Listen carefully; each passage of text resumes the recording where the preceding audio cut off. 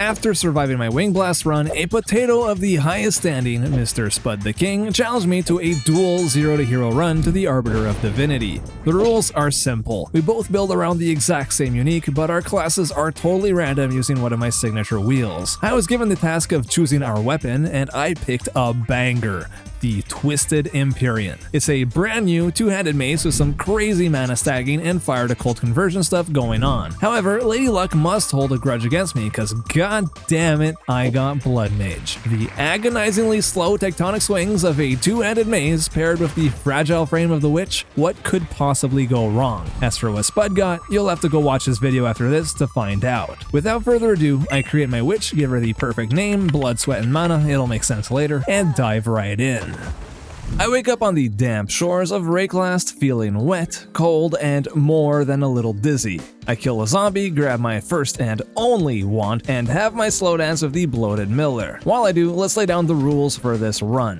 First, we start at absolute zero. No items, basically no gold, and definitely no currency. Second, because the Twisted Empyrean is a level 70 endgame unique, we can't just farm it ourselves. We'll have to trade for one later. But to keep things honest, we have to use mace skills throughout the entire build's progression. No leveling as something else and swapping at level 70. That's just not our style. Lastly, and this one's kind of a loose rule because I'm warning you now, future me is absolutely gonna break it, we're gonna try and keep our trading on the down low during the campaign. Once we reach the Atlas though, these shackles fall right off. Alright, with the Miller handily defeated, I step foot into Clearfell. I buy a little one-handed mace from Renly and grab the Rolling Slam skill gem, a mace skill that makes me do a slow-ass front flip before slamming the ground. It's functional if not a little clunky given how goddamn slow it is. And to make matters worse, upon activating the first remnant of the run, history repeats itself and I get chilled to infinity and beyond, experiencing my first death. Why am I so frozen? I haven't even done anything.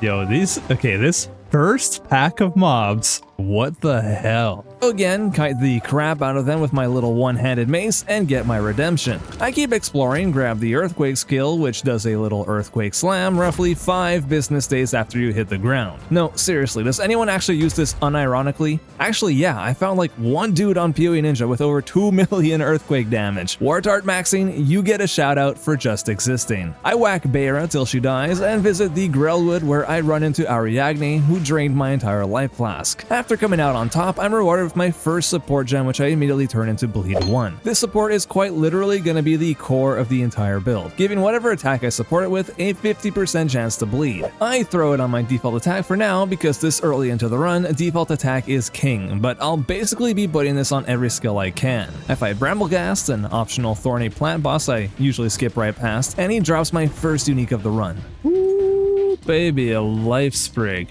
Considering I have no use for it on my mace run, I take it back home and ruthlessly turn it into a chance shard. As far as my early game passive tree is concerned, it's dead simple. I'm heading to the left side of the tree, aiming to grab as many of the attack damage and two-handed nodes as I can get. Until I get there though, it's going to be a painful slog of pure attributes. Thankfully, this ain't my first rodeo, so I've learned to trust the process. I wake up the Rust King, knock him the hell out, and receive a sick mace upgrade. What do we get?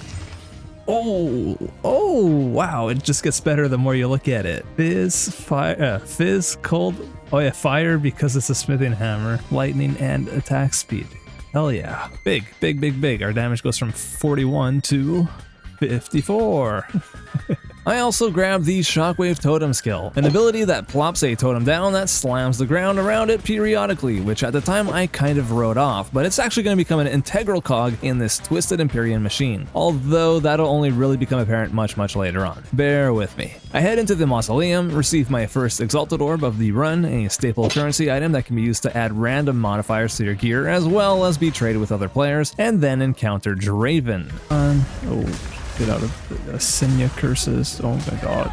Dude, that does so much damage. What the hell? God, I just keep getting knocked around. What the hell? What do you mean? I'm not gonna lie, it wasn't pretty.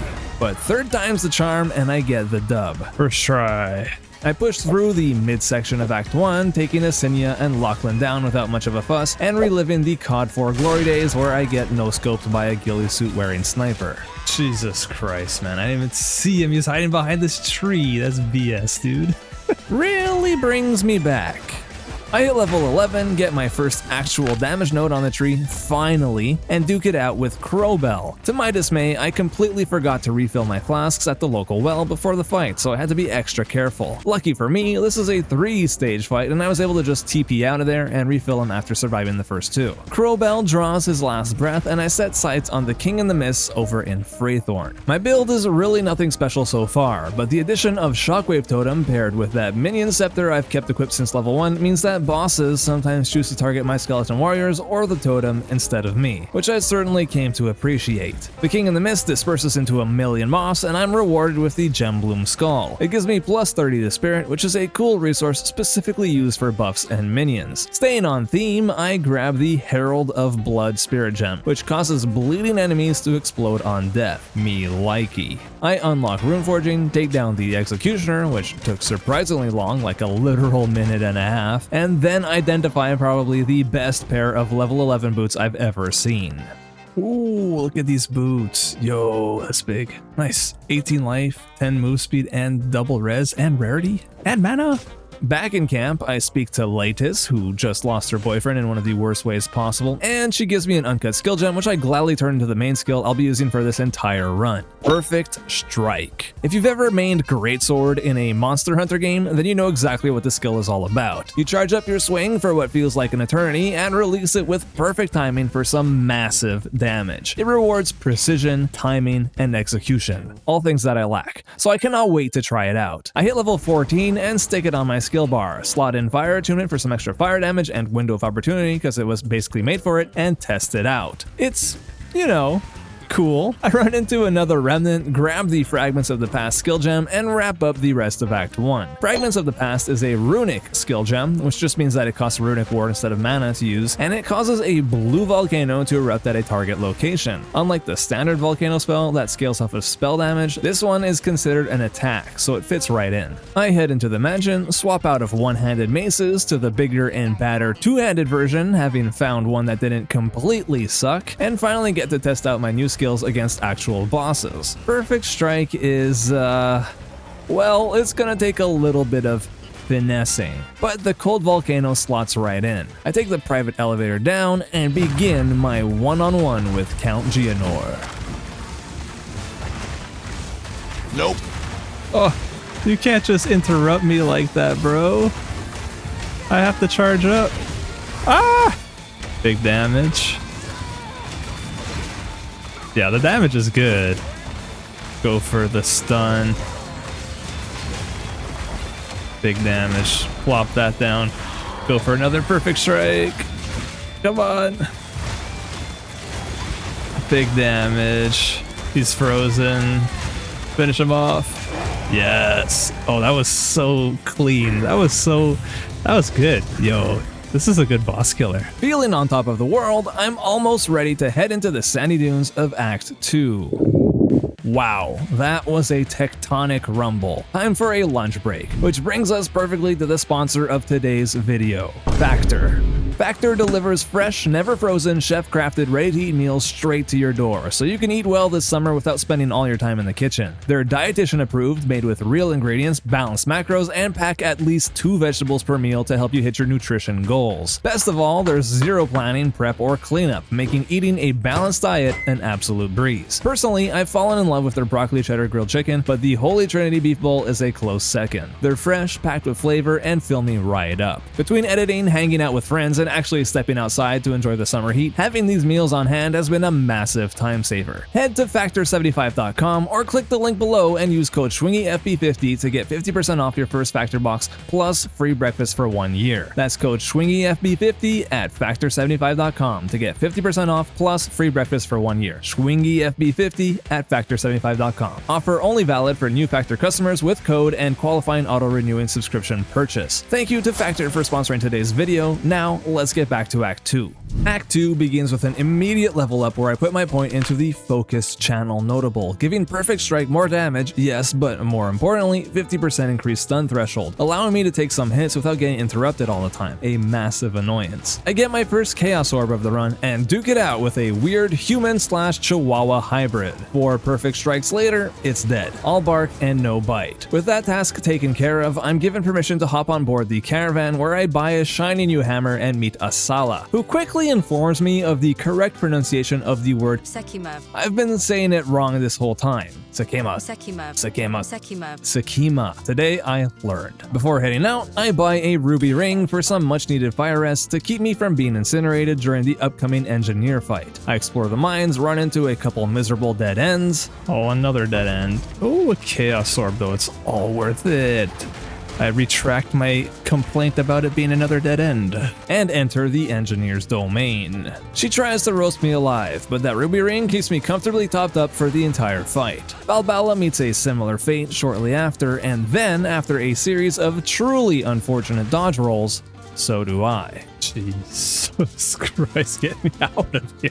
I could not move. At this point, I look at my skills and I succumb to the ultimate temptation. You see, every build maker has their forbidden fruit, their Garden of Eden moment where the apple is just dangling right in front of them. For me, that apple is Infernal Cry. I really wanted to hold off on using it for this run because I can't seem to stop using it in every build I play, but a 35% damage boost for Perfect Strike at the cost of a single skill slot? Snake, grab me a ladder because I'm taking a bite. With my sins accounted for, I scare off Baby Jamanra next and officially replace my rolling slam with a new May skill, Volcanic Fissure. It slams the ground in front of me and creates these lava-infused volcanic crack lines that sprawl out, dealing just enough fire damage to gently warm the feet of any mob standing on it. It's quite literally the heated floor of ARPG skills. I'm not entirely sure how I feel about its mediocre damage yet, but it's better than doing slow-mo front flips for a living, so I'm gonna give it a chance. I make my way through the Lost Halls, having a couple signature two-handed mace moments, and have a dance-off against Azarian to find out who's the hottest. I'm the hottest, it's me. Somewhere around here, I opt to remove Shockwave Totem from my setup. It's just not doing it for me right now, but he'll be back. I explore the Bone Pits next and fight the terrible Mammoth plus Wizard duo. Things were going smoothly until... There we go.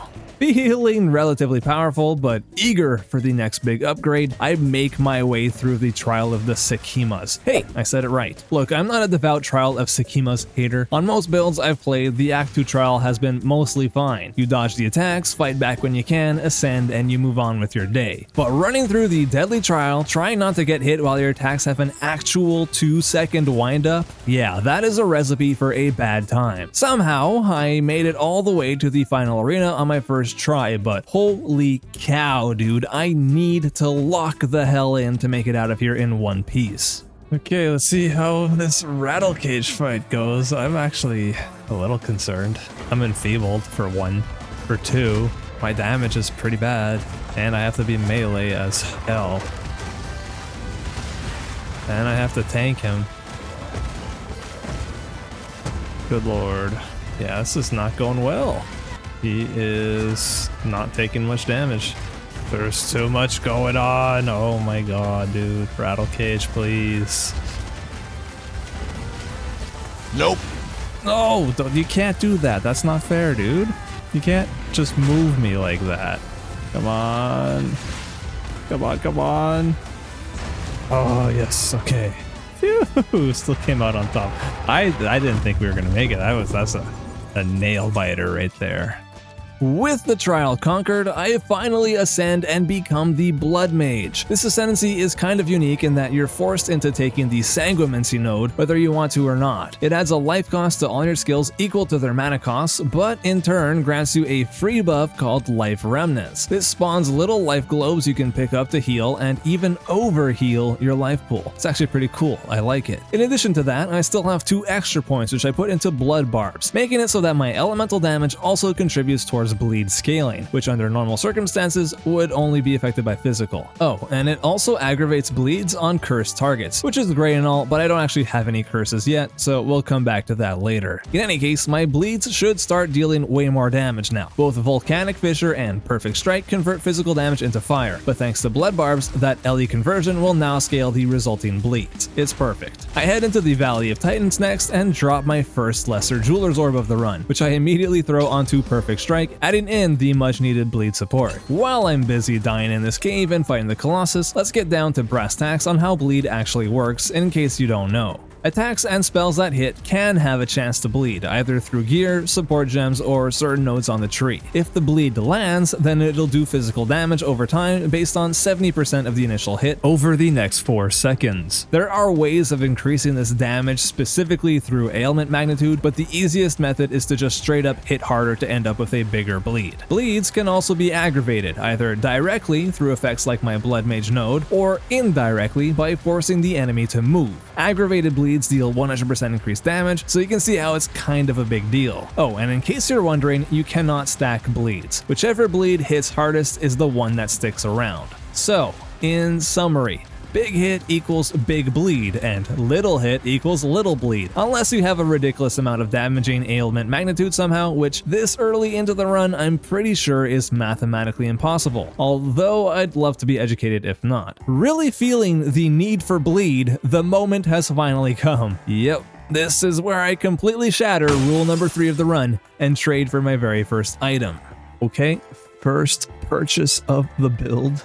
I know we're in Act 2 and it's early, but this is going to make a big difference for our Blood Mage, and that's Edern's Tusk's Iron Cuirass. Yeah, you get 50% chance to inflict bleeding on hit, which is going to be huge because that's the equivalent of the bleed support that I've been putting on basically everything I can.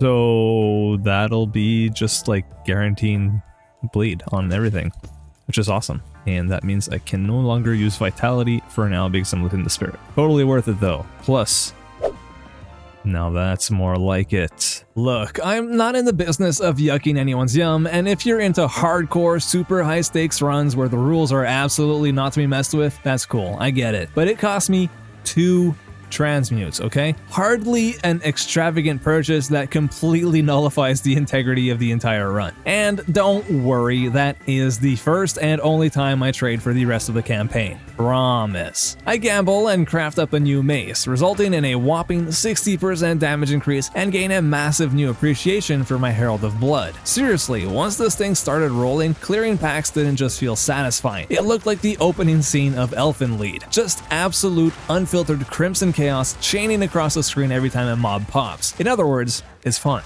Torgal tries to put a definitive end to my bloody rampage, but my perfect strike sent him right back to the pits. I finally add the Elemental Weakness Curse to the build, taking full advantage of my Ascendancy node, and before I knew it, it was time to face off with the King of the Desert himself, Mr. Jaman-Ra. Damage is pretty good. Oh, that was big.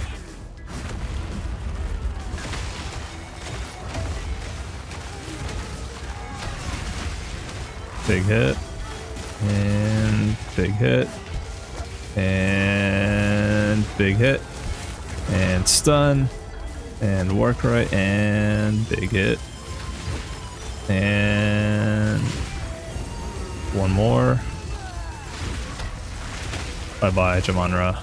Oh my god, that was like the easiest Jaman-Ra I've had in a long time. God damn, that damage is nuts. Something tells me this build is just getting started. Act 3 begins, and I'm tasked with reaching the Ziggurat encampment. On the way over, I encounter Treebeard's angry cousin, turn him into a bloody pulp through the combined power of God and anime, and obtain a second Lesser Jeweler's Orb I pop on Volcanic Fissure. Yeah, I'm committed now. Silverfist welcomes me to the jungle, but I want absolutely nothing of what he's got. You can really see just how effective the Perfect Strike bleeds are becoming here, as his life bar just melts away. I harvest some venom in the crypts, bring it back to Servi in town, who accidentally transforms it into a stun threshold potion. I assume she was going for love potion instead, but I digress. I eagerly down the entire thing, since getting stunned out of existence while trying to wind up a perfect strike is still a pretty regular occurrence. I push through the chimeral wetlands and find the Trial of Chaos, but it's a little early for that even for me. I do, however, identify something big. Oh. That's sick. Okay, we need like an essence. Do we have an essence for children? We do. I can give mana to this. Let's go. And then I don't have any exalts, but can I just put that on? Yeah, I don't see why not. 25 life, mana regen, and +1 to melee skills. Big. I fight the Chimera next, and it's a surprisingly long, drawn-out affair. It's not even that he's tanky, really, he just has a lot of invulnerable phases, and the whole crumbling pillars mechanic he does, yeah, those stone pillars are immune to bleed. Immersion in my ARPG, how could they do this to me? With the Chimera taking a forced lunch break, I head into Jequani's Sanctum, where I proceed to have the most absurd Soulcore RNG experience of my life. Another one, okay. Cool. Very close to one another. A third one. What the heck? Alright, that's all of the soul cores in this area, I think. That's wild. 4 of them. Dude, whoa. I mean, it's not like that matters, but jeez. 4 of them. I wake up Blackjaw. Wait, who is Jequani? Does anybody know? Who is Jequani? Path of Exile. In Path of Exile, Jequani usually refers to a well-known community theory crafter and creator. They are famous in the PoE community for developing high-end complex builds like the popular Stacking Spark Absolution setups. If you met the Endgame lore locations, Jequani is also a prominent figure in the Val lore. This includes Jequani's Machinarium and Jequani the Architect of Industry. I think that's the one we're looking for, not Captain Lance. In any case, Captain Lance barely puts up a fight, and I head deeper into the inner sanctum. There, I find a massive glowing red do not press button. Naturally, Alva eggs me on, and I press it, which brings Zikoatl to life.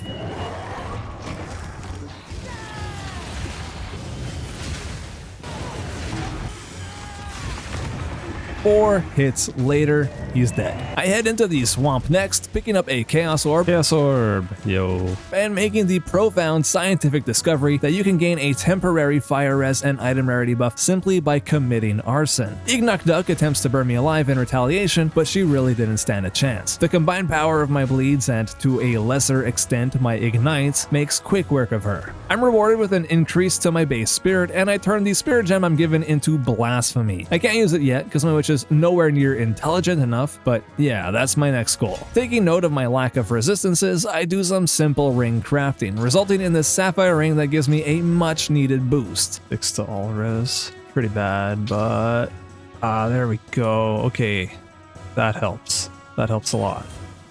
20 seconds ago, I had like 9 cold res and lightning. This is way better. The Queen of Filth goes down after several well-timed swings of my hammer, but right around here, something is starting to feel off. It's almost as if I'm not chunking bosses as hard anymore. So I head back to town and do what any completely sane, stable ARPG player would do in my position. Use up all of my remaining luck crafting a brand new mace. So let's wriggle that, because I don't have an essence that would be good, right? Already has crit. I could add a tiny bit of cold damage. I think I'd rather just wing it. It got cold damage anyways. So now slam. Oh, it hit hybrid fizz. Nice. Now we could hope for attack speed here or plus to levels. +3 to melee skills. Okay, we just got a crazy upgrade. Damn, now you socket that, you put these guys in there as much as I can. Runes. Throw in iron runes I have. And goddamn, that's gonna be one hell of an upgrade. And it still has room for one more suffix. So our damage goes from 870 to 1,658. Oh my god. Oh Jesus, that's gonna be massive. Oh, and massive it was. He almost died in one hit.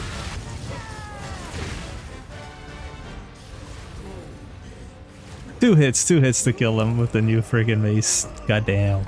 To say that I'm feeling pretty confident right now would be a huge understatement. Plus, I'm finally smart enough to make use of Blasphemy, causing enemies around me to automatically get cursed with elemental weakness. Fantastic. But as we all know, Path of Exile has a funny way of completely humbling you the exact moment you start flying too close to the sun. Udzal was hell. There were just way too many mobs for my slow-ass mace to handle. I mean, sure, I'm technically 4 levels under the zone, and yes, I have absolutely nothing invested into actual defenses beyond the standard life and res, but come on, can't a girl catch a break? She's just out here trying to reach her blood donation goals, you know what I mean? Anyway, after 5 embarrassing deaths, I finally made it to my high-stakes show match with Viper. Wait, that's the wrong Viper, but god damn. Anyways. This right here is my favorite thing ever. In the history of forever. I think about this every day. I think about this all night long. I stay awake, not sleeping, because I'm thinking about this. Oh man, as hard as it was to get through this zone, 5 deaths, that was worth it. Oh my god, dude, the damage. Feeling on top of the world again, I braved the Trial of Chaos. Now, this goes way better than the Trial of the Sikimas from earlier. There's no honor system here, so I'm having a grand old time. I grab the cores, clear the rooms, and head into the boss arena where I'm greeted by none other than a well-fed Chimera. Fortunately, this time around, he went down in exactly 3 hits. Adios, amigo. I ascend for the second time and grab the Grasping Wounds node. This thing is beautiful. Whenever I'm about to take direct life damage, 25% of that hit gets staggered into a damage over time effect, spread out over the next 5 seconds, giving me some desperately needed breathing room. Back in time, I find a gnawed jawbone while running into an abyss crack, and fill up the last mod slot on my hammer with a slick attack speed reveal. You'll love to see it. I stab a giant heart, grab some more damage on the tree, and wouldn't you know it, it's time to fight Doriani. And big hit, phase 2. Oh, I need to upgrade my Ellie weakness. Damn.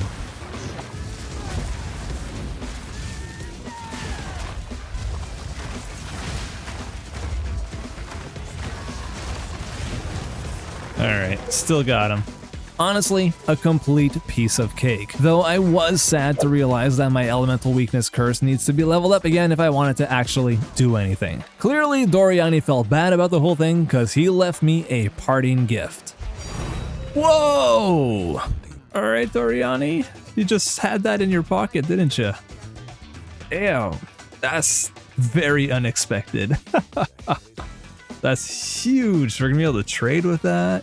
Oh my god. Okay, cool. What a nice way to end Act 3. Time and tide wait for no man, and neither does Act 4. Before we set sail onto the high seas, how's about a quick look at our passive tree so far? Alright, I think it's time we have a quick little rundown of the passive tree so far. So we did our big, long, just attributes run over here. We've since grabbed some strength and intelligence here, as well as these stun threshold nodes. That's the reason I got them. But skill effectuation doesn't hurt with our fragments of the past and I guess the fissures that we do. And then attack damage while channeling and stun threshold while channeling. I'm going here next, fire damage and ignite stuff. We got Jewel Socket, we got channeling skill damage, which Perfect Strike is. Then we got more empowered attacks deal increased damage, and more of that, basically. Some fire damage. Jewel, it's really nothing special. I just had this, I found it. And I'm going to be making my way over here. There's 2 wheels. It's this wheel here that I want to grab, and there's this wheel here that I want to grab, and then from there, who knows? Alright, so I head straight into an active volcano, hit level 43, and find a greater Jeweler's Orb from one of those new remnants, which I assume means some intern at Grinding Gear Games is getting fired, cause finding this here is way early. Naturally, I immediately stick it on Perfect Strike and add in the elemental armament support to bolster up my damage. I reach Krutog's humble abode and fumble a few perfect strikes before finally landing the big one that puts the nail in his coffin. Back in town, while sorting through my hard-earned loot, I identify an absolute keeper. Oh, +2 to melee skills gloves on a terrible base. But it also has Fizz Leash, that's life. We have a terrible base anyways. That's tempting. Is that a hybrid life thing? It could have life on there still. Oh, okay, these are cool. Can use that Nod Rib that I found and hope for life. So let's go check that out. Well of Souls. Come on, life. Okay. We'll take the 10 to 15 flat fire. That'll help too. Cool. I take down Big Bird and head straight to jail, where I drop another Chaos Orb. That's what, like 4 of them now or something? I get excited for these now. Now that they're worth like 50 exalts each, that's like, this is exciting. That's big money right there. I know most of you guys played are probably have exalts off your filter by now, but to me, exalts, oh baby, I get the slam things? That's awesome. I fight the prisoner next, and well, to be honest, calling it a fight is a bit generous. Homie just took it like a champ. I pull a reverse Uno, landing an insane bleed on the Mega Shark. Big damage. Oh my god. 2 hits. And...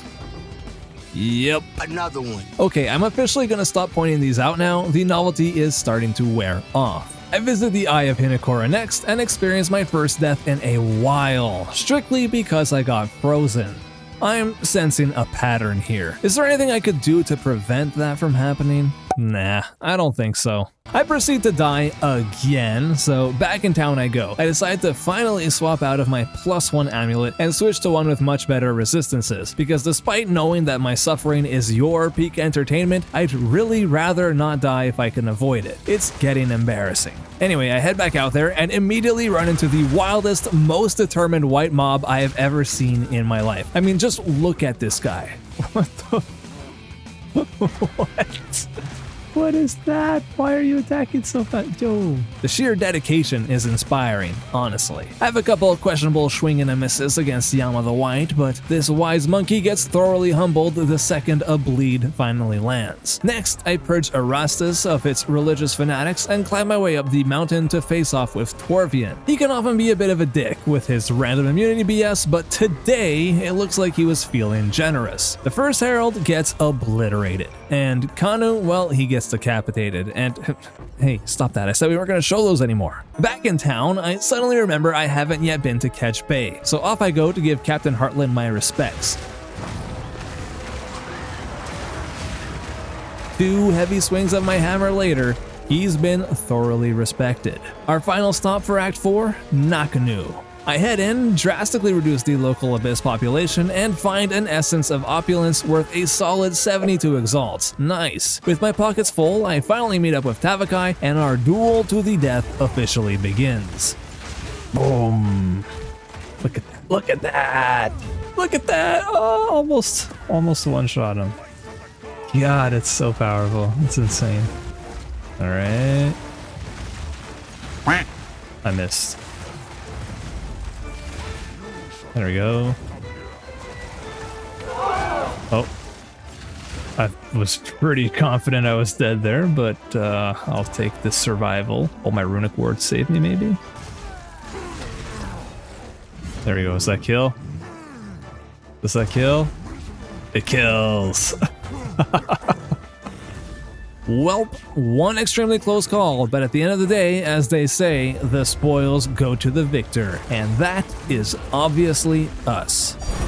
Speaking of which, if you're enjoying these runs and want to see more, subscribing to the channel and sharing the videos with your friends or your mom is the absolute best way to support what I do. I truly appreciate it. And for those wondering, a quick time check back in town reveals that I've put in 11 hours into the build so far. By no means what the online speedrunning community would consider a good time, but by my own personal standards, I'm happy. With the 4 campaign acts now behind me, it's time to push through the interludes so I can finally hit the endgame and get that twisted Empyrean online. You know, the unique weapon this entire build actually needs to revolve around. Just a reminder, we need to hit level 70 to actually equip it, and right now I'm sitting at level 50. So yeah, any minute now. I head to Ogham first for no particular reason other than it just felt like the right thing to do, and proceed to take down boss after boss. The witches, the scythe chick, the warden, they all succumb to the overwhelming might of my bloody perfect strikes. I also get incredibly lucky and craft myself yet another hammer upgrade, except for one small problem. I have to reach level 54 before I can actually equip it. I take down the Elswith and Thane duo next. Goodbye, Thane. Goodbye, lady. And then head straight into the forest where I immediately meet my demise. Over and over and over again. Okay, look, I am now 5 whole levels under the zone level. This build has been so hilariously overtuned against bosses that I've been cruising through areas and completely failing to keep up with the experience curve. At this point, there isn't much I can do except put my head down, kill more monsters, and desperately try to level up. So yeah, that's the plan. Upon finally scraping my way to level 52, I can socket in a brand new skill I've been really looking forward to trying out. Hammer of the Gods. It's a massive, spectacular skill that requires glory to cast, dropping a colossal hammer from the heavens to decimate anything beneath it. I would love to show you a demonstration, but getting enough glory to actually cast it against bosses never really panned out. In this case, you gain glory whenever you stun enemies, but that's not really what this build has been about. So yeah, Hammer of the Gods exists, and I'm gonna have it equipped for a while, but this is still very much a perfect strike build through and through. In any case, I make my way through the forest, reach level 54, and equip that brand new hammer, alongside a sweet new pair of boots. Lucky for me, the interludes are full of bosses for me to test my new weapon on. Lythara gets whacked, the Yeti slams the living daylight out of me, and I casually one-shot Articuno. Do I need to do another one? Nope. Just one shot. All right. Elder Maddox tries to peddle off his junk uniques to me for the low price of free, but I am so deeply insulted by his crappy selection that I don't even bother picking one up. To tie a bow on this interlude, I two-shot Jiquani the second and duke it out with the Blood Priests. All I can say is this: it was a bloodbath. Oh, brother! I did one shot one of them and two shot the other. Alrighty. I head to the desert next, where I save a lone merchant and pick up a gorgeous amulet brimming with potential. It's got a lot of life and triple res, plus there's an open prefix. So back in town, I hit it with another Nod collarbone. Yeah, I found way more bones than usual this time, and take it to the Well of Souls for the big reveal. 30 flat spirit. Perfection. And it's at this point that the build becomes capable of achieving something all build makers desperately aspire to witness. Can I kill them both with one shot? Oh my god, I killed them both with one hit. That's it. We've peaked. It doesn't get better than that, right? Well, stick around and you might just find out. I take down the Cobra Lord as well as the Fiery Beast and suffer an unfortunate death over in Kima before making an incredibly smooth-brained mistake.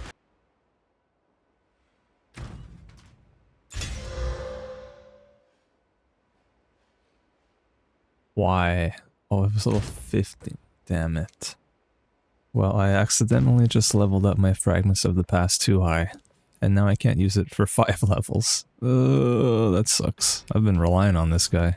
Damn it, I should not have done that. While it's not like the Blue Volcano has been stealing the show or anything, it has been pretty indispensable for quickly thinning out overwhelming packs of mobs when I get swarmed. Losing access to this now, as I'm about to wrap up the interludes and transition into the endgame, yeah, I'm gonna have to figure something out fast. In any case, I rushed over to Princess Mari and give him a stern talking to.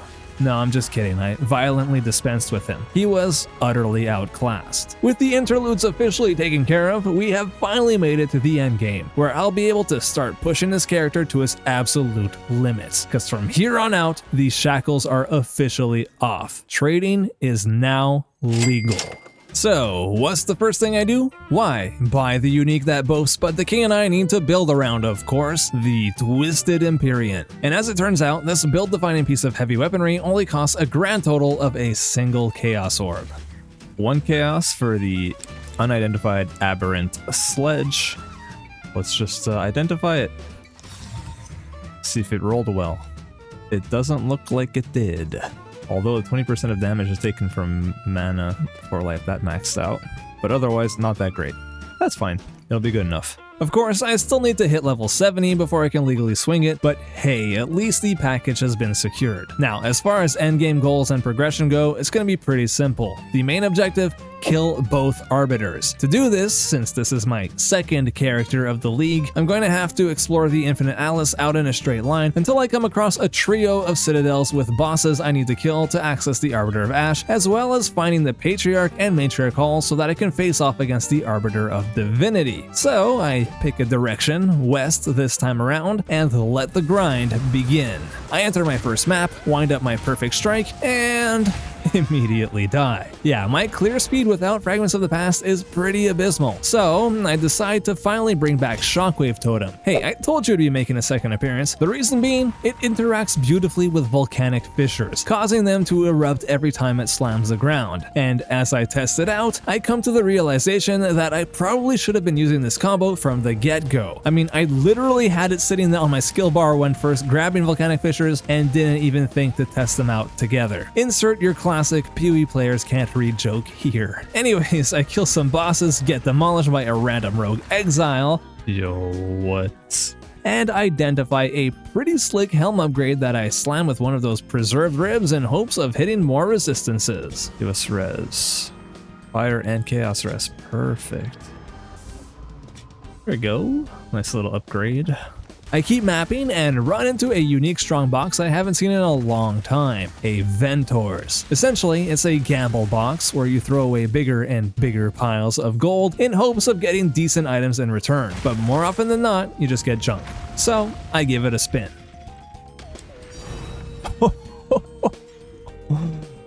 Oh, damn, that's freaking awesome. That'll definitely come in handy. I swapped to a new temporary mace that I bought for 5 exalts to tide me over until I hit level 70 and continue to be thoroughly disappointed with the Hammer of the Gods skill. Oh, for frick's sake, you're kidding me. Take 1 second to cast Hammer of the Gods and I die. What's the point? What's the point? I buy some cheap upgrades with the sole intention of trying to keep myself alive long enough to actually use my skills. A budget belt with life and resistances, and a body armor that cost me an arm and a leg. Honestly, this is where the build's cracks really start to show. I've been relying on my single target damage to carry me through the campaign, but now that clear speed and having reliable AoE is more of a requirement, the setup needs some serious work. So I just want to show how slow gameplay is right now. This is, I think, going to be the hardest part of the entire playthrough, which is just like mapping in these early maps when I'm under-leveled and I've got a good mace, but my clear speed is just abysmal. I gotta get like attack speed, and I don't know how to do that on a freaking mace build, but I will figure it out. Oh my god. So many enemies just feel terrible to fight. The ones that slow you down, like when you're a mace user, you're already slow as hell, so getting slowed down even further feels awful. Oh well, something to figure out. I hit level 64, do some rituals, and receive a relatively expensive omen, the Omen of Chaotic Rarity. This item can be used on your waystones to target specific modifiers, I guess, but to be honest, for me, it's just a pure cash injection of 112 exalts back in my hideout. Now, I did find that perfect Jeweler's Orb earlier, and I could use it on my perfect strike to fit in extra support in there. However, it's actually cheaper to just buy an already 5-socketed version of perfect strike on the market for 20 exalts. It makes me stronger right now and saves money in the process. My financial advisor would be so proud. Having gone slightly west on the Atlas, I reach Kaer Tarth, the pseudo-ritual hub where I meet Oif. She gives me a quest to do a bunch of rituals to unlock the fight with the King of the Mists. Cool. I definitely want to check that out since there's a new ritual pinnacle boss called the Bodak that I want to experience. I run some rituals and make some massive changes to my support gem setup. Alright, so the AoE is feeling way better now, and all I did was spend a bit of currency, like 10 exalts, on uncut support gems, and then just actually getting support gems that are really beneficial and make this feel much better. So for one, I got these notes here, Urgent Totems, Reinforced Totems, and PoE Ascending for Shockwave Totem, because this was just dying constantly, so it wasn't surviving and it was kind of annoying. And then I also 6-socketed my Volcanic Fissure. I used that perfect Jeweler's Orb I dropped, and then put in Rapid Attacks too is the big one, and Branching Fissures too, so that it does like a whole bunch of fissures and I can attack pretty relatively quickly. You know, it felt pretty terrible, so that's a lot better than it was. And just those two changes have made it feel so much better. I complete ritual after ritual, finding some cool uniques along the way, like these face breakers that I'd love to try out for a run one day, and experience one of the worst deaths in the entire game. That's so stupid. I pick up another perfect Jeweler's Orb, throw it on Shockwave Totem, and add the overabundant support to it, letting me have not one, but 2 totems slamming my Volcanic Fissures at once. Double the slams, double the noise, and half as much visual clarity. I keep mapping, with my eyes locked on the XP bar, chasing the holy grail of this entire run. And then, it finally happens. Level 70. The heavens part, the grind is over. The moment of ascension has finally arrived, meaning I can finally wield the legendary build-defining unique two-handed mace, the Twisted Empyrean. Or so I thought. Okay, so I now have the problem of not having enough strength, and not even really close. I need like 30 more strength, and I'm already getting a bunch on my weapon, so this I need like 60 more strength essentially to be able to equip this bad boy. So I'm gonna go buy some gear that will give me strength, and hopefully I can make it work. I have to. So I buy a new ring for 20 exalts, swap some passives on my tree, and just like that, I'm good to go. Oh, it's actually pretty cool looking. I thought it looked really derpy in this picture, but when you're actually equipping it, it looks cool. I quality it up, give it some runes I had laying around, and take it out for a spin. It is awesome. So what's so cool about it? Well, first and foremost, it's got actual decent base damage numbers on it and crit, meaning you can use it as your endgame weapon without feeling like a total chump. Secondly, it converts all fire damage with mace skills to cold, which explains why my Volcanic Fissures are denty nice blue now. I really love this kind of visual interaction with uniques. I'm glad we seem to be getting more and more of these. Thirdly, it gains added cold damage based on how much max mana you have, so the play is to stack mana to do more damage. I am going to try to get mana on all of my gear moving forward. And last but not least, it also gives you a mini Mind Over Matter effect where a portion of any incoming damage hits your mana pool before your life, making us just a little bit tankier. So, while everything about this mace is pretty goddamn great, there is a slight problem. I'm still not generating enough glory to use the new skill it gives me, Starborn Onslaught. It requires chilling and freezing enemies, and that's just not happening regularly enough at all. I have a simple solution in mind that takes advantage of my Blood Mage Ascendancy, but first, Lady Luck wanted to say hello. Oh! Yo, is that our first... It's our first Orb of Annulment. Yo, that's nice. That's almost... That is more than a div, or almost a div. That's awesome. Hell yeah. Now that I'm slightly wealthier, I pick up a lineage support gem called Zerfie's Infamy for 3 Chaos Orbs that I can socket into Starborn Onslaught. This lets the skill build up glory whenever I spend life to cast my abilities, which, like I said, the Blood Mage takes care of effortlessly. I test it out in my hideout, and yeah, the skill is pretty cute. A flip, a slam, and of course some stars falling from the heavens. What's not to like? I try it out for real, and you know what? I like it. It's no walking calamity in the park, but still a worthy addition to the build.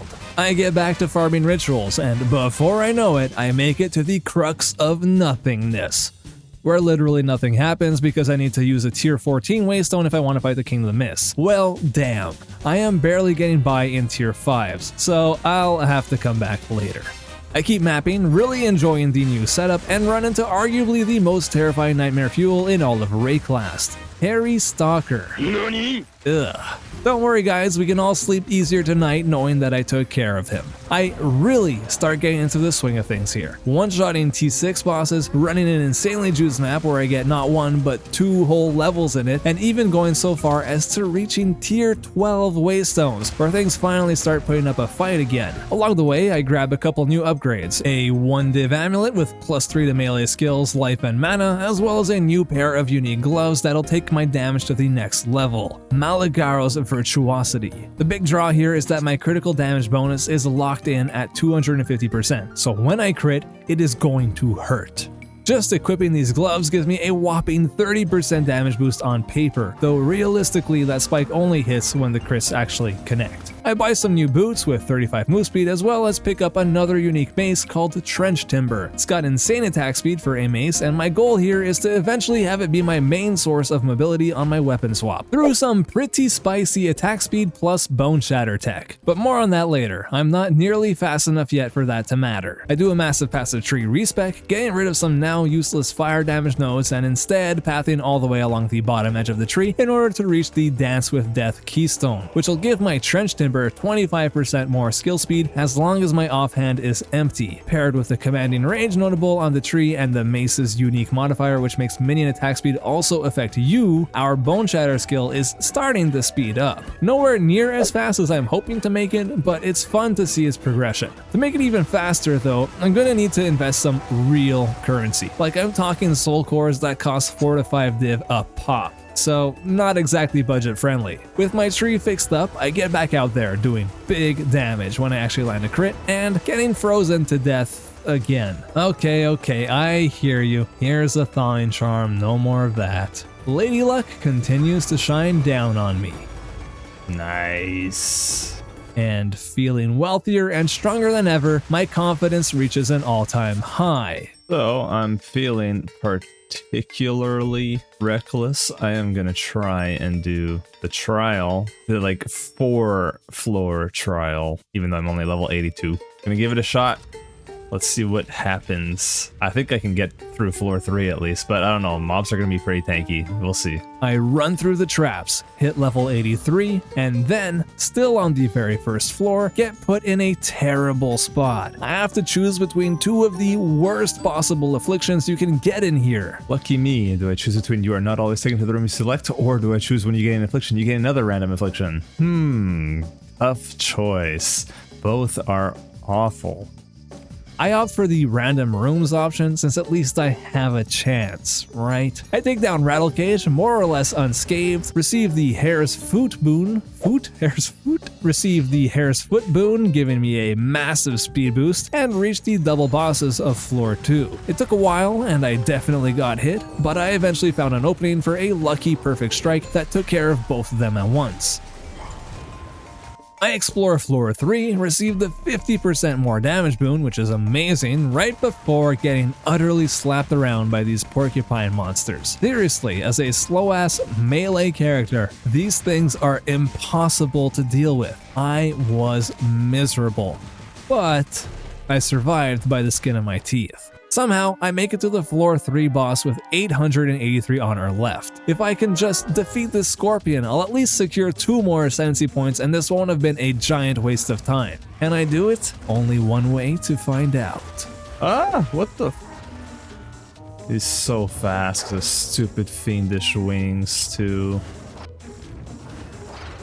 Oh, what do you mean?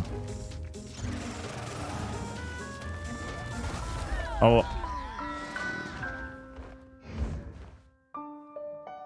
Well, that's just it then. Yo, what is this? I'm still alive. I have no honor and I have no screen. Dude, this is stupid. God, I hate the trial sometimes, man. What a freaking waste of time. So, that sucked. But not wanting to dwell on my failures for too long, I decide to try getting my next 2 nodes through the Trial of Chaos instead. That has to be the correct play given the circumstances, right? So I head in, fight a whole bunch of monsters, take care of the big bloody bird, no problem, and find out that should I win, I'll be rewarded with a soul core of Quipolatal, the expensive soul core I wanted 2 of for my Trench Timber anyways. Awesome. I defeat the Chimera yet again, fight off waves of respawning monsters in one of those arenas, and... Maybe next time, avoid that one. What? Oh, on reaching 7 ruin? Bro, I thought I had 6 lives left, so I took 6 on that first fight. Jesus Christ, dude. These trials are so frustrating. Okay. In hindsight, I definitely took 5 hits from the Shadestalker while fighting Big Bird and didn't even notice. Ugh, guys, this sucks. Feeling burnt out and frustrated, I call it a day.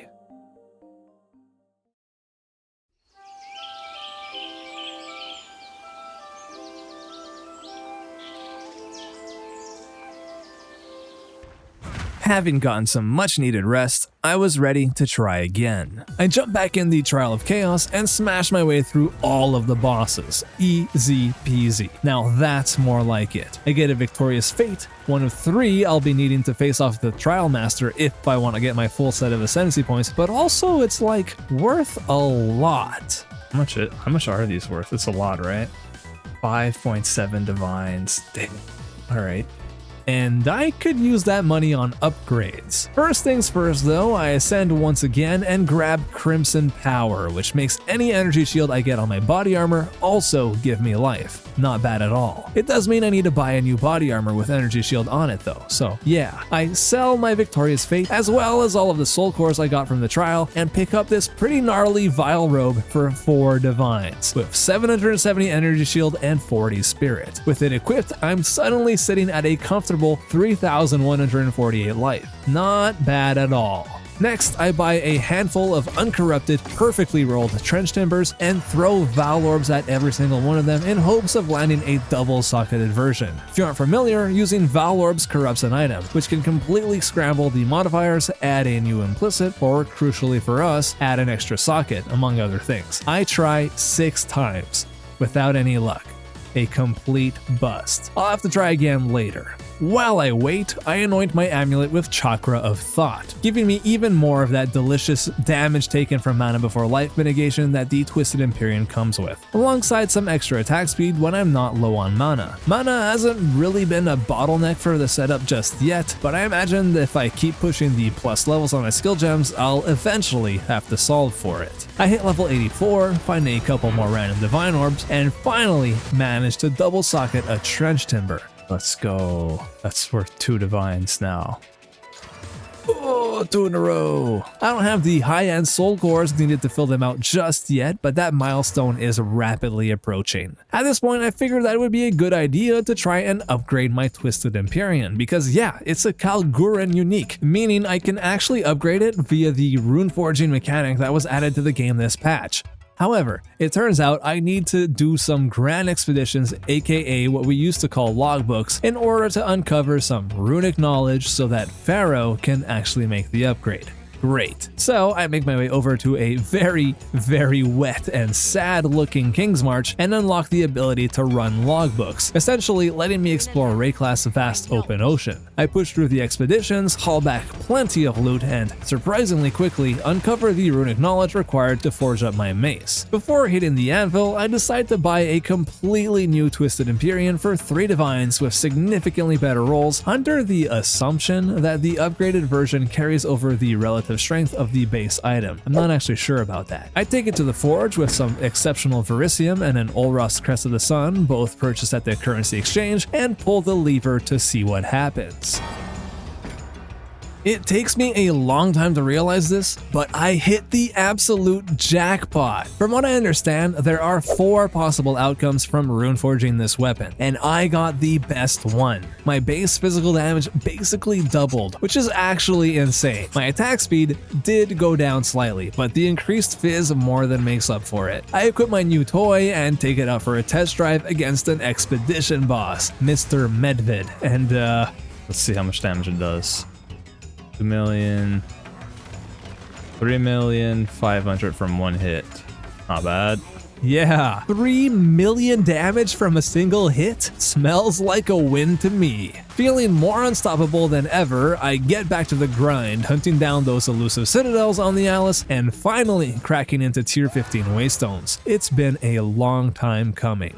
I farm up a bit more currency and can finally afford those soul cores of Quippaladdle. At long last, I socket them into my trench timber and the Bone Shatter mobility tech is officially online. It is unironically faster for movement than sprinting now. It looks incredibly goofy though. I am basically a tutu away from my inaugural ballet performance, but hey, it gets the job done. Wanting to fully immerse myself in the high society min-max way of life, I grab a handful of jewels to slot into my passive tree. First, a megalomaniac, granting me the vocal empowerment and glaciation nodes without having to actually path to them on the tree. They give me some cold penetration and allow Infernal Cry to empower an extra attack for some nice quality of life. Now, before buying the rest of my jewels, I figured it would be an excellent opportunity to show you exactly how I find good jewels using Path of Building, which should prove incredibly helpful if you're newer to the game. Now, what I really want to talk about is how I found out to use this, because I didn't, go out of my way comparing every single notable on this tree to figure out like, oh, what would be good within my budget. No, of course not. What I did is I went to Path of Building. I imported my character by authenticating your account and hitting this button here and then selecting the right character and all that. And then I went to the items tab. Also, you're going to want to make sure that your character's configuration page is set up correctly based on what you're looking for. Mine is more or less accurate right now, I think. And so then what you do is you go to items and then trade for these items. And down here, Megalomaniac. It also works for Heart of the Well and maybe even Against the Darkness. I haven't tested this myself, but so I just did Megalomaniac, and now I'm going to go ahead and look for a Heart of the Well. That would be a good addition to the build. So you click on this button, then you choose which socket you want to replace. I already had a look at these ones. My rubies are pretty terrible, so I know that socket number 5 is like one of the worst ones. So then what we do is you put a max price, whatever your budget is. I'm just going to put 5 Chaos Orbs as my max price. Hit execute. You could change this as well on the previous page by adjusting the search weights over here to just be DPS if that's what you care about. And then hit search, and then you control click this link. It pops up in your browser like this, and you can see there are 7,000 matches, which is way too many, right? So then you click on the sum button and it'll sort by the top, but this is not necessarily even the best one. What you can do is you can go up here. We saw that this one was like 198 was the sum that one totaled out to. So we're gonna go like 190, hit search, and there are only 2 of them actually above 190. So that one actually really was the best one.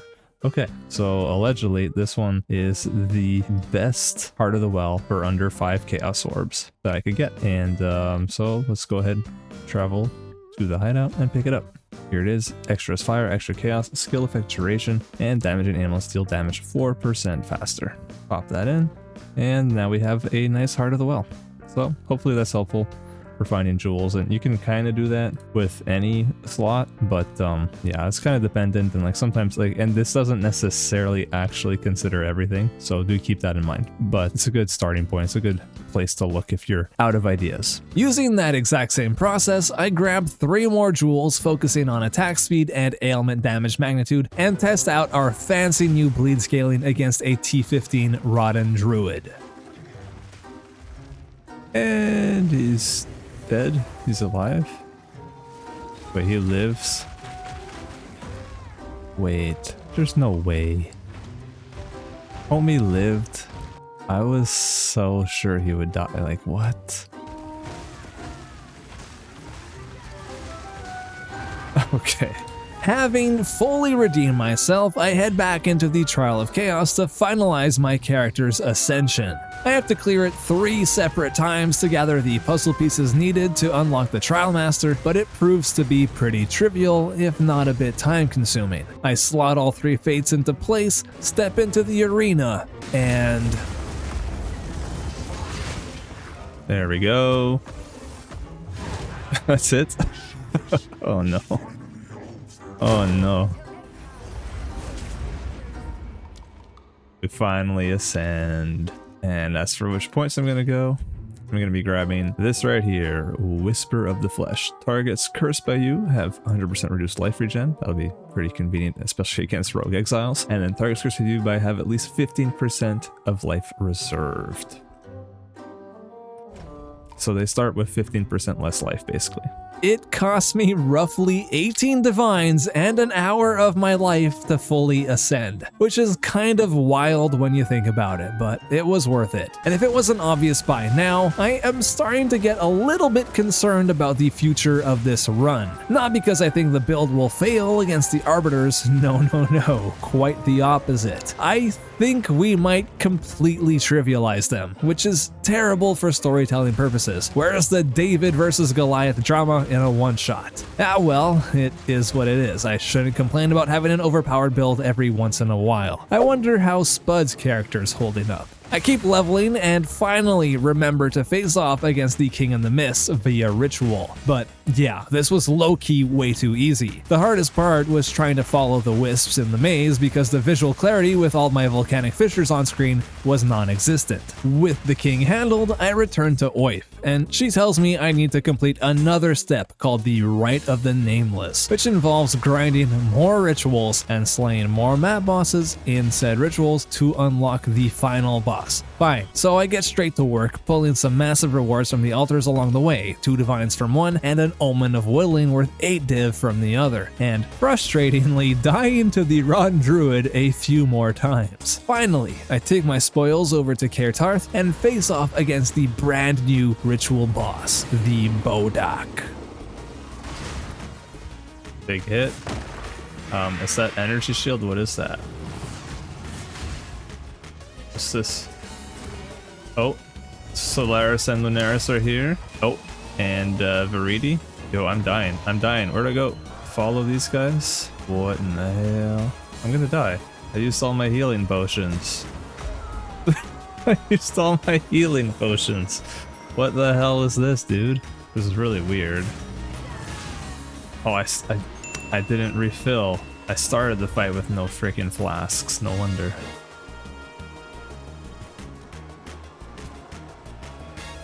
Okay.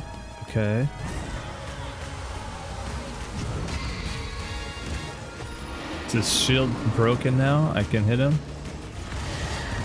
Oh. Oh my god.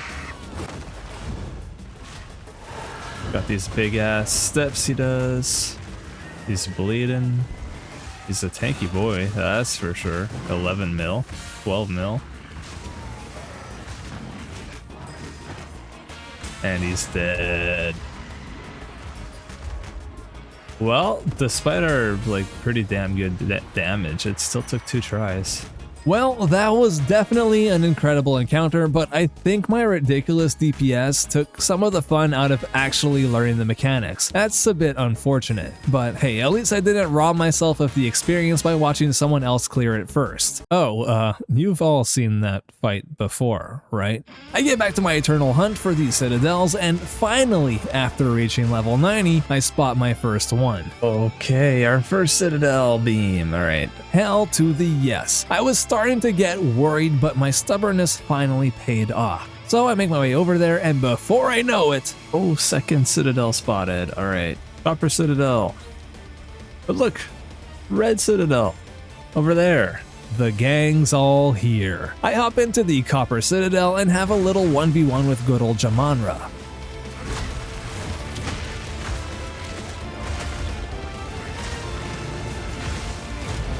Hot damn, that was beyond easy. I grab my first Crisis Core and face off with Doriani next. And he's dead. Okay, so yeah, we are OP. Count Junor tries to put up a fight, but come on, the writing is on the wall. Having completely swept the floor with all 3 Citadel Guardians, it's time to take my Crisis Fragments over to the Burning Monolith to face off with my ultimate rival, the Arbiter of Ash. Do I have what it takes? Let's find out.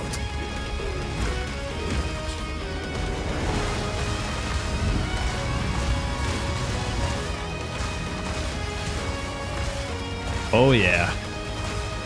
Oh yeah. Okay. Alright. Oh.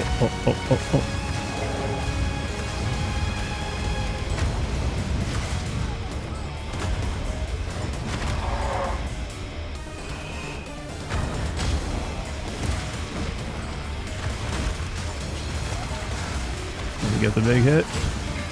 And goodbye, Mr. Arbiter. Okay. As for his drops, a Morior Invictus with max rolls on elemental resistances and attributes, which means I can probably sell it for 7 divines. Hey, not bad. It almost covers the entry fee to get in here. Almost. I continue the grind, keeping my eyes peeled for any signs of the Patriarch and Matriarch calls on the Atlas. I actually don't even know if they emit those giant beacon beams through the fog of war or not, and earn myself a whole bunch of fun drops in the process. More divines than I can keep count of, and a ton of tablets that sell like hotcakes, and not for cheap. The Morior Invictus sells for 7 div, and just like that, I'm sitting on 29 divines in my stash. I'm actually starting to run out of ideas on how to upgrade the build without saving up for something massive like a Headhunter or a Mageblood, but there are still some smaller gambles I can attempt, like trying to corrupt Perfect Strike Gems for an extra level, which I managed to fail 14 times in a row before giving up, and trying to corrupt Maligaro's gloves for an extra socket. 2 sockets. Let's go.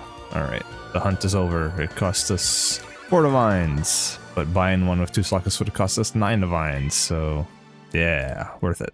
I run my first Jade Isles map in hopes of hitting the Lineage Gem jackpot, but walk out with a different reason to celebrate: a level 20 uncut skill gem. Nice, I'll be able to use that on my Perfect Strike for an extra level once I finally manage to hit that elusive +1 corruption. Unfortunately, Tavakai wasn't really in a generous mood when it came to Lineage Gems. Did I miss a patch note or something? Are these maps no longer guaranteed to drop a Lineage support gem? Let me know in the comments. Next up, I identify a legendary ring. It's already spectacular as is, boasting T1 life, T1 chaos res, T1 life leech, T1 flat fizz, and a mid mana roll, but there's still room to slap an abyssal mod on there as well. So I go shopping, buying the best option available for 3 divvies, an ancient collarbone, and slam it on. I take it straight to the Well of Souls for the big reveal, and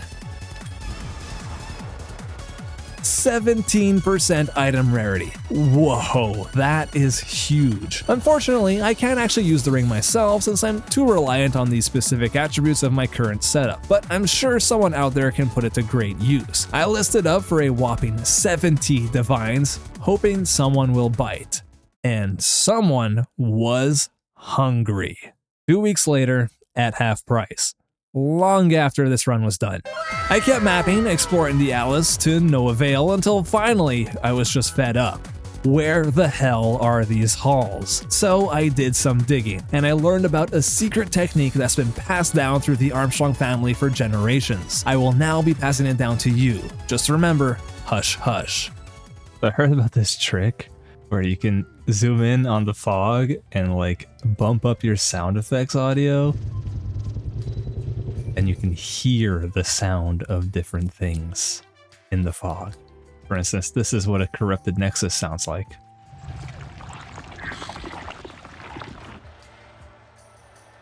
That's what a Jaman Ra Citadel sounds like, but I've not heard this before, so we're gonna head this way. Maybe this is what the Matriarch and Patriarch calls sound like. I'm really hoping it is. And holy crap, it actually worked. Aha! That noise was accurate. Okay, that's definitely a Patriarch or Matriarch. Which one, I don't know, but mostly they spawn in sort of clusters. So, yeah, I've got to make my way down there. Well, let's freaking do it. I head straight toward it, and on the way, the game just showers me in goodies. And a 5th divine from the same map. Ooh, 5 times random currency, 5 times mirror, right? That's what happens. Ah, crap.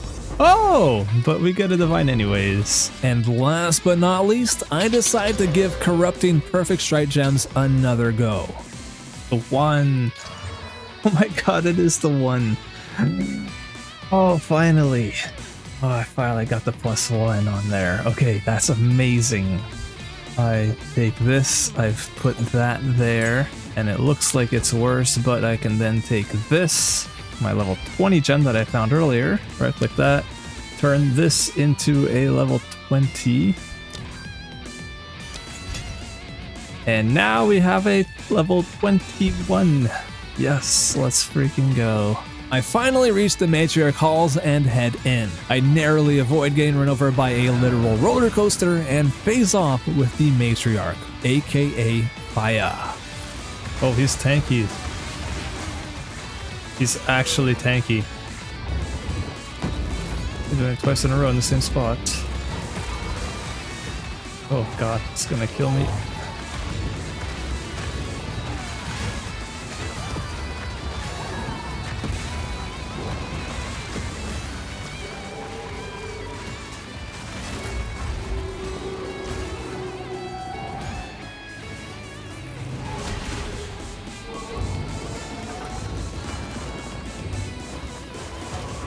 Okay, that was really close. That was actually hard. Origin Cradle. You had a lot of life. All right, we got one of the 2 items we need. Now I just gotta go find a Patriarch Halls, and we're golden. And before long, I spotted them, nestled far over the Misty Mountains cold. And let me tell you, getting across those peaks left me even richer. Oh man. With the Patriarch Halls right in front of me, I head in. I spin my way through the hallways, manage to actually get run over by the roller coaster, but get right back up, ready to rumble. I step into the arena, the Patriarch takes one look at me and instantly dies. No, seriously, it just took one hit. With both the Origin Spark and Cradle now securely in my possession, alongside a 50% chance to crit with Perfect Strike, I am finally ready to tackle the final boss of Path of Exile 2, the Arbiter of Divinity.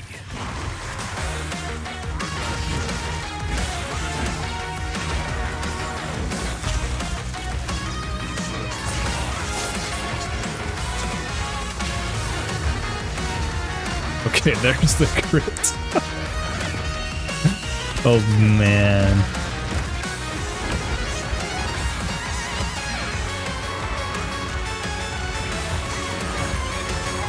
Get the star thing down.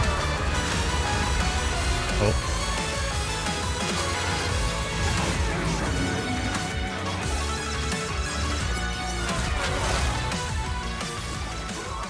And he's dead.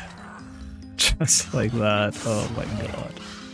Oh man, it took so long to get here that killing him was just an absolute breeze.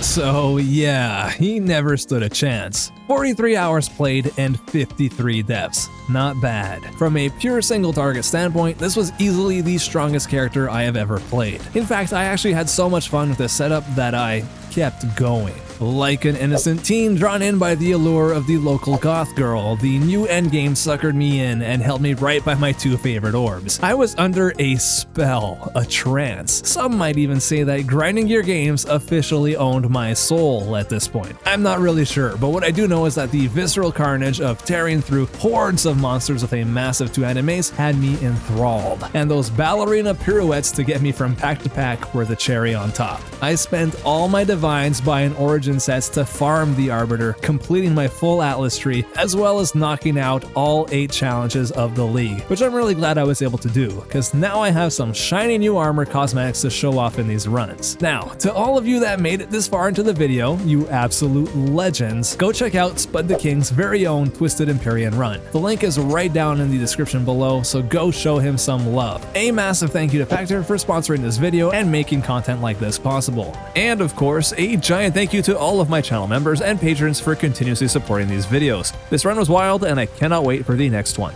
See you all there.